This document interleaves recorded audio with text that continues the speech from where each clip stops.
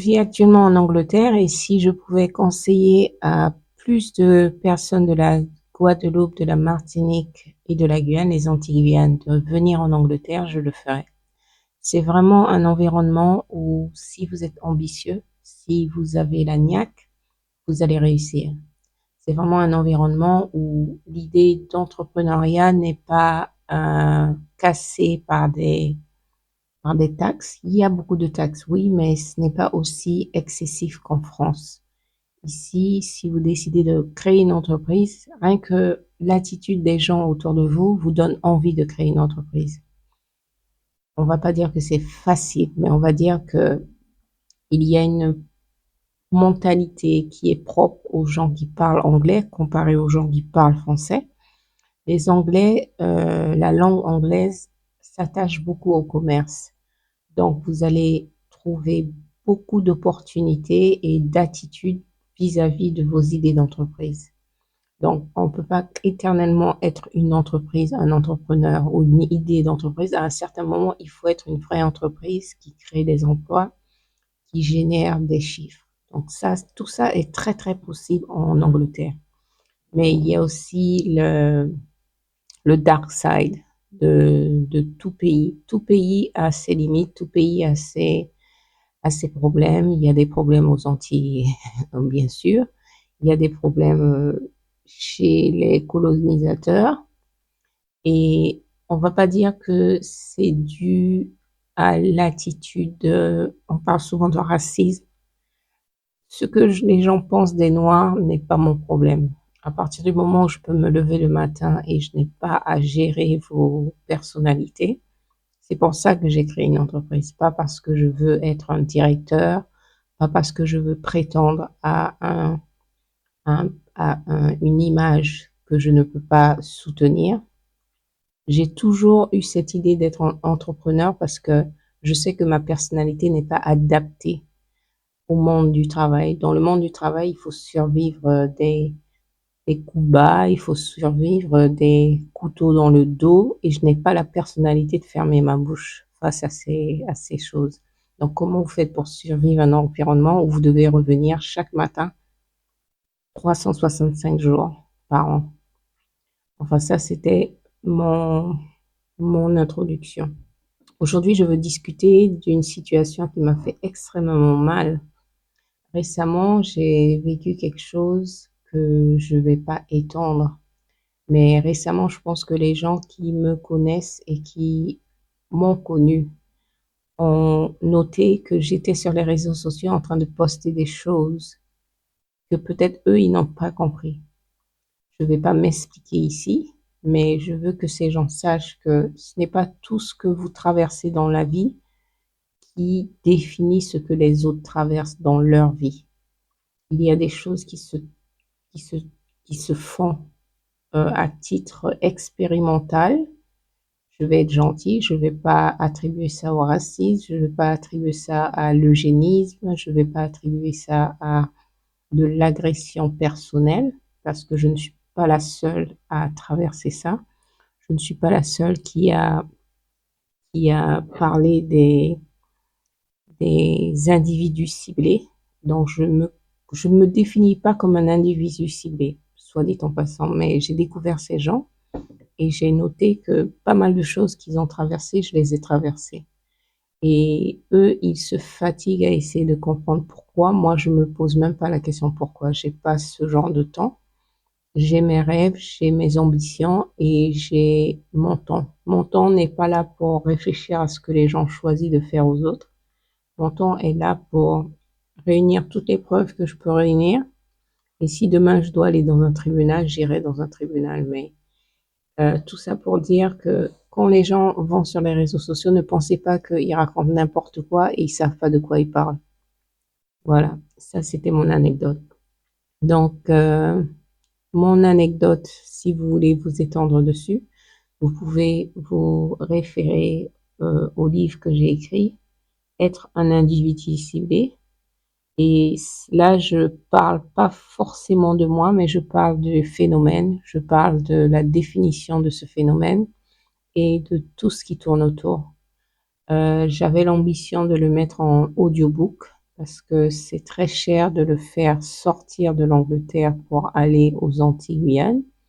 Donc vous pourrez avoir accès à l'audiobook de ce livre sur afribian.com.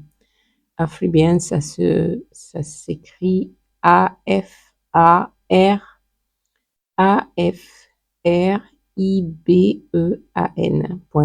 Afribian. Donc c'est une plateforme de streaming que je suis en train de lancer. Donc je n'ai pas une date précise pour la lancer. Je voulais le lancer en mai, mais je ne veux pas me précipiter si je n'ai pas fini mes courts-métrages. Et cette plateforme permet aussi d'avoir accès à des audiobooks. Donc, je vais mettre mon livre en audiobook, comme ça vous pourrez entendre l'histoire plutôt que essayer d'avoir accès à un livre qui est très difficile à sourcer. Donc, aujourd'hui, je veux discuter de cette initiative qui a été lancée par la Russie pour recevoir des immigrés. Et c'est une initiative que j'ai l'intention de faire partie. Si ça se passe bien, j'ai contacté un avocat pour qu'il puisse m'aider à soumettre mon application correctement. Et cette initiative va commencer le 15 avril 2026. Donc, la Russie lance un nouveau programme. Là, je suis en train de traduire. La Russie est en train de lancer un nouveau programme qui s'appelle Impatriation pour attirer des talents au niveau mondial. Donc, des scientifiques, des ingénieurs, des créatifs, des athlètes et other distinguished professionals. Donc, d'autres professions distinguées qui peuvent apporter un plus à leur pays. Donc, moi, je vais pas me situer dans le scientist, je vais pas me mettre dans la catégorie scientifique, ingénieur ou athlète, créatif. Donc, sous le couvert de créatif, je vais voir si je peux me mettre en position d'immigrer en Russie. Alors, pour ma famille, ce sera interprété comme une raison de plus pour fuir. Fuir quoi? Je n'essaie pas de fuir. J'essaie d'être dans un environnement où je suis respectée, respectable et j'ai mes ambitions qui sont possibles. C'est bien de regarder une situation, de ne pas comprendre pourquoi la situation n'avance pas, mais derrière les coulisses, il y a pas mal de choses qui se sont passées et ça m'intéresse pas d'être sur les réseaux sociaux à pleurer ou à me plaindre sans preuve. Ce n'est pas tout ce que je raconte, j'ai des preuves, mais il y a pas mal de choses que je raconte, j'ai des preuves. Donc, au lieu d'être cette personne qui se plaint sur les réseaux sociaux, je préfère être cette personne qui avance. Et avancer pour moi, c'est cette année, je vais me mettre à fond dans les événements culinaires en Angleterre et je vais utiliser cette initiative pour financer mon départ en Russie. Et ça me ferait extrêmement plaisir parce que je ne vais pas parler de mes projets en Russie, mais ça me ferait extrêmement plaisir de travailler en Russie et de lancer tous mes projets depuis la Russie, en sachant que c'est un marché immense. Il y a un marché immense en Europe, mais l'Angleterre ne fait pas partie de l'Europe. Donc, on est dans une situation ici en Angleterre, tout ce que vous faites se limite à l'Angleterre. Et voilà. Donc, on peut réussir en Angleterre, je peux réussir en Angleterre, mais il y a des passifs dans mon dossier personnel qui font que c'est très difficile pour moi de croire que j'ai un avenir en Angleterre. Mais on n'abandonne pas. Alors, pour parler de ce programme, là, je suis en train de faire comment on dit ça? De la traduction. Donc, ça va peut-être prendre du temps. Donc, sous un décret présidentiel qui est le numéro 883, un décret qui a été établi le 12 décembre 2025, la Fédération russe est en train de lancer un programme Impatriation, un programme d'immigration qui est destiné à supporter le déménagement d'expatriés pour une résidence permanente dans leur pays. Donc, ce programme, si ça vous intéresse, je peux vous envoyer un lien. Et c'est très facile à trouver avec le compte X sur la plateforme X, le compte de l'ambassade de Russie en Angleterre. Alors, je ne sais pas si ce programme est ouvert dans toutes les ambassades, si c'est ouvert en France, mais en tout cas, pour l'Angleterre, moi, je vais soumettre mon application et voir si je peux partir en Angleterre l'année prochaine, en Russie, pardon. Donc, cette année, je vais me mettre à fond dans les événements culinaires. L'année prochaine, je vais voir si je peux continuer mon travail en Russie. Donc, on va faire la même chose en Russie. Et cette fois-ci, je sais que j'aurai cette attitude beaucoup plus positive où je me vois lancer tout ce que je suis en train de faire en Russie. Alors, vous entendez Russie, vous pensez immédiatement l'hiver, l'hiver qui est très lent. Ça peut durer jusqu'à 6 mois, d'après ce que j'ai vu sur les réseaux sociaux.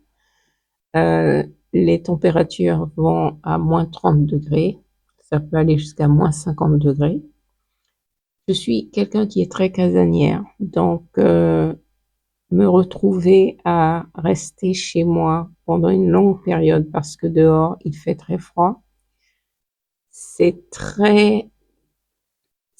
une façon de vivre qui est déjà ma façon de vivre. Je suis quelqu'un de très casanière, ça m'intéresse pas de sortir toutes les 5 minutes.